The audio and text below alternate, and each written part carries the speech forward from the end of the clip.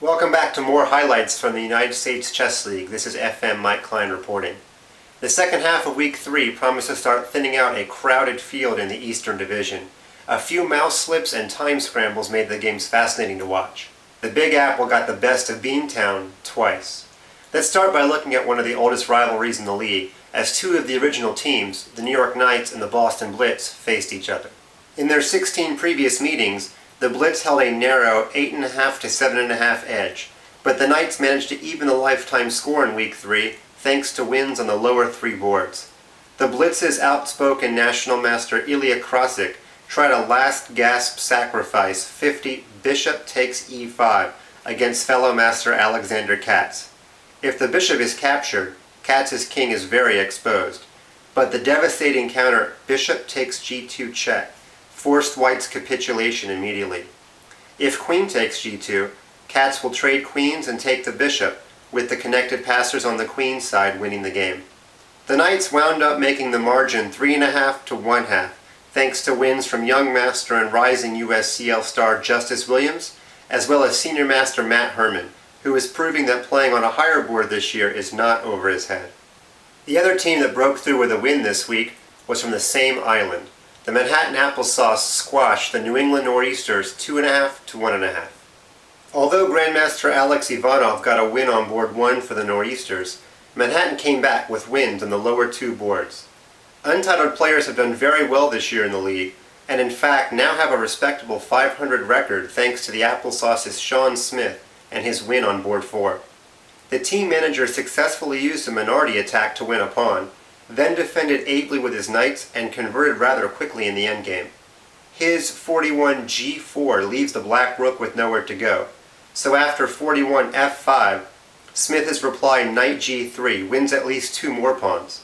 National Master Ben Goldberg resigned rather than have his position denuded after rook f6, knight takes f5, bishop c7, and rook takes d5. The Philadelphia Inventors were behind the 8-ball all night in their match against the New Jersey Knockouts. Due to some connection problems and also some late arrivals, they were well behind on the clock on all 4 boards. Despite this, the Inventors still managed to salvage a tied match.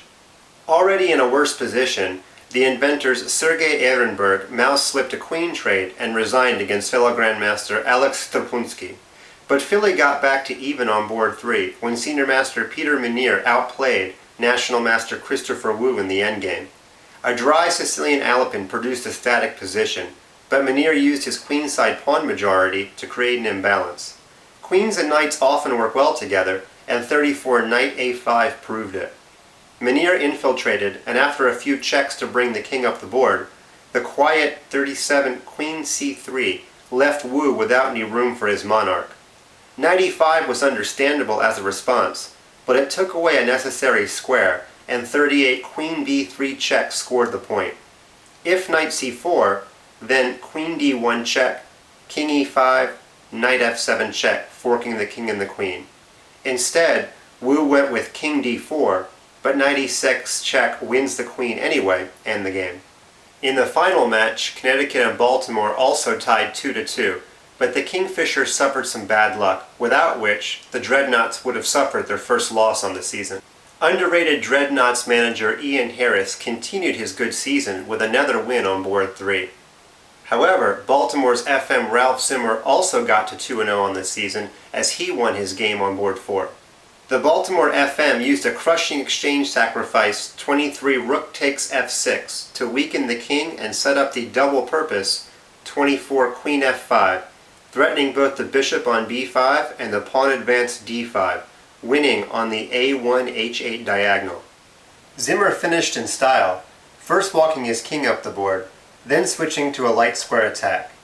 In the final position, if Colas trades rooks, then queen takes f6 check, and if king g8, queen d8 check wins the rook. Or, if he blocks with rook g7, then the nice deflection c7 forces queen takes c7, queen f8 check, rook g8, queen takes h6 check, leading to mate. Unfortunately for Baltimore, they were denied a match win when Grandmaster Larry Kaufman slipped in time trouble after outplaying GM Mikhail Kekalidze on board 2. He accidentally dropped his rook on e3 as it was on its way to capturing Kekalidze's queen. Kaufman still held the draw, resulting in a level match. So we end week 3 with 3 teams atop the Eastern Division. New York, Manhattan, and Connecticut are all at 2-1. In week 4, we go back to interdivisional play. We'd like to thank our sponsors, PokerStars, the ICC, and Chess.com.